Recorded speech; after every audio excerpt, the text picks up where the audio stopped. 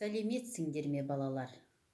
Бүгінгі қашықтан оқыту сабағында сіздермен қауышқаныма өте қуаныштымын.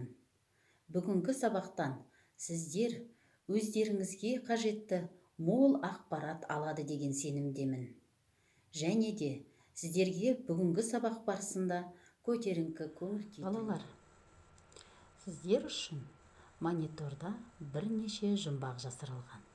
Сол жұмбақтарды шешіп көрейік. Бірінші жұмбақ: әйнектей көгілдір, теңіздей тым мөлдір. Қане, жауабы қалай екен? Иә, бұл аспан. Келесі жұмбақ: үлкен алтын табақтан әлемге нұр таратқан. Қане, жауабы қандай деп ойлайсыңдар? Иә, әрине, жауабы күн. Күндіз білінбейді, түнде күлімдейді. Жауабын айтып көрелік. Өте тамаша, жауабы жұлдыз екен. Балалар, бұнымен қатар сіздерге иллюстрациялық суреттер ұсынылады. Осы суреттермен жасырылған жұмбақтарды не байланыстырады? Бүгінгі сабағымыздың тақырыбы не болмақ? Әрине, сабағымыздың тақырыбы сырлы да сиқырлы аспан әлемі. Енді осы сабақта біз қол жеткізуіміз керек оқу мақсаттарымен сіздерді таныстырып өтейін. Оқылым және тыңдалым материалдары бойынша негізгі ақпараттарды сақтай отырып, жинақы мәтін жазу. Және де қазақ тілінің дыбыстар жүйесін, үндестік заңын, емлелік ерекшеліктерін ескере отырып, орфографиялық нормаға сай жазу. Бүгінгі сабақта бағалау критерийлері. Тыңдалым материалдары бойынша негізгі ақпараттарды сақтап, жинақы мәтін жазамыз. Қазақ тілінің дыбыстар жүйесін орфографиялық нормаға сай жазады. Жақсы, балалар, осы мақсатқа қол жеткізу үшін мен сіздерге мынандай бейне жазба ұсынғалы отырмын. Бейне жазбаны мұқият тыңдай отырып, негізгі ойды білдіретін сөйлемдерді өздерің үшін түртіп отырыңдар. Бұл келесі тапсырмаға апаратын жол. Біздің бүгінгі тақырыбымыз күн жүйесінің планеталары. 8 планетаны күннен қашықтығының артуы бойынша атайық. Меркурий, Шолпан, Жер, Марс, Юпитер, Сатурн, Уран және Нептун. Олар күнді белгілі бір орбиталармен айналады. Меркурий күн жүйесіндегі ең кішкентай планета. Меркурий күнге жақын болғандықтан, онда күндіз өте ыстық, ал түнде өте суық. Екінші ғаламшар Шолпан, планеталар ішіндегі ең ыстығы және ең жарығы. Таңда және кешке көрінетіндіктен, оны таңғы жұлдыз немесе кешкі жұлдыз деп атайды. Күн жүйесіндегі үшінші ғаламшар біздің планетамыз Жер. Жер бетінің 70%-ін су алып жатыр. Сондықтан Жерді көгілдір планета деп те атайды. Ол тіршілік бар екені белгілі жалғыз планета. Төртінші планета Марс. Ол қызыл планета ретінде де белгілі. Өйткені онда қызыл түсті топырақ пен тау жыныстары бар. Бесінші және күн жүйесіндегі ең үлкен планета Юпитер. Оның алыптығы сонша, оның ішіне 1300 жер сыйып кетеді. Алтыншы ғаламшар, яғни Сатурн, күн жүйесіндегі үлкендігі екінші планета. Ол сарғыш түсті.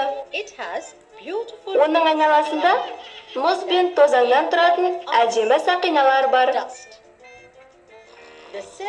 Жетінші планета Уран. Бұл ғаламшарды қалың газ қабаты жауып жатыр. Сегізінші планета Нептун.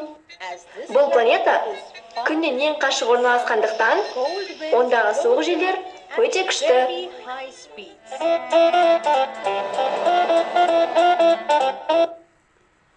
Жақсы балалар, бұл видеороликтен сіздер өте маңызды ақпараттар алды деп ойлаймын. Енді келесі тапсырмамызға көшейік. Бейнероликтен көрген негізгі ақпараттарды іріктей отырып, жинақы мәтін жазамыз. Ол үшін өздерің түртіп алған негізгі ойды білдіретін сөйлемдерді байланыстырып мәтін құрамыз.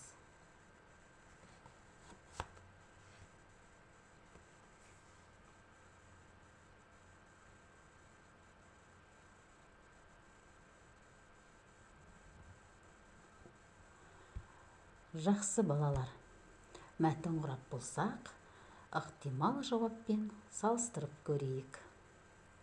Қашықтығының артуы бойынша 8 ғаламшар күнді белгілі бір орбитамен айналады.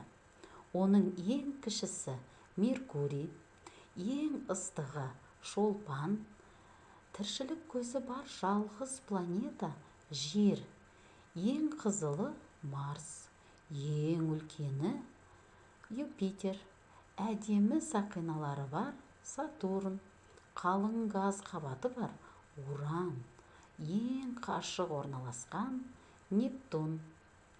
Балалар, байқасаңдар, біз оқылым және тыңдалым материалдары бойынша негізгі ақпараттардан ауытқымай жинақы мәтін жаздық. Солай емес пе? Жақсы, келесі тапсырмаға көшелік. Балалар, сіздердің назарларыңызда екі үйшік берілген. Бірі орфоэпия, бірі орфография. Мен сіздер үшін ақпаратта берілген орфоэпиялық нұсқадағы сөздерді іріктеп алдым. Олар жұлдыз, күнді, жүйесіндегі, күндіз, түнде, үшінші, көгілдір, өйткені, түсті, және үлкендігі. Енді сіздердің мақсаттарыңыз осы орфоэпиялық берілген сөздерді орфографиялық нормада дәптерлеріңізге жазуларыңыз керек. Іске сәт.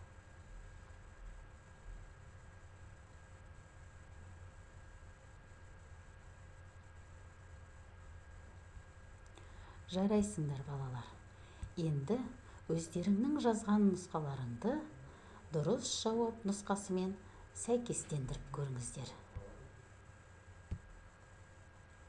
Жұлдыз, күнді, жүйесіндегі, күндіз, түнде, үшінші, көгілдір, өйткені, түсті, үлкендігі. Жарайсыңдар балалар. Біз осы тапсырма арқылы не жасадық? Қазақ тілінің дыбыстар жүйесін, үндестік заңын, емлелік ерекшеліктерін ескере отырып, берілген сөздерді орфографиялық нормада сай жаздық. Өте тамаша.